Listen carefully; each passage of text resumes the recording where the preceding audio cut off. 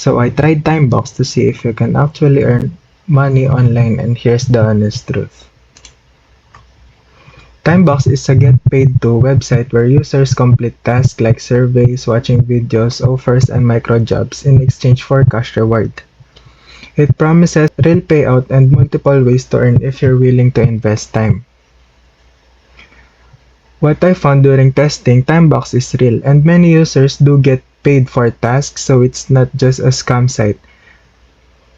Users report actually pay out if you reach the minimum threshold, and people claim small earnings from surveys and offer walls.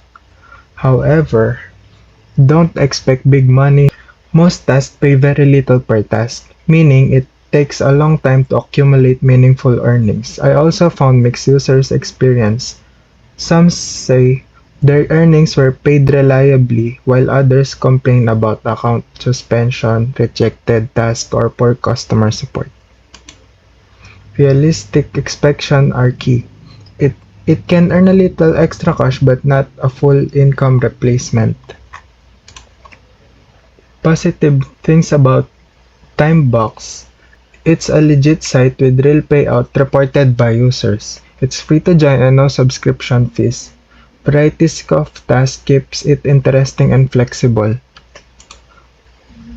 But the problem, earning per task are very low. Some accounts may be suspended without clear vision. Surveys and tasks may be inconsistent or reject submission. If you want to earn a little pocket money in your spare time, Timebox can be worth trying, but don't expect high earnings or a steady income stream. So if this video helped you, make sure to like and subscribe. Thank you for watching.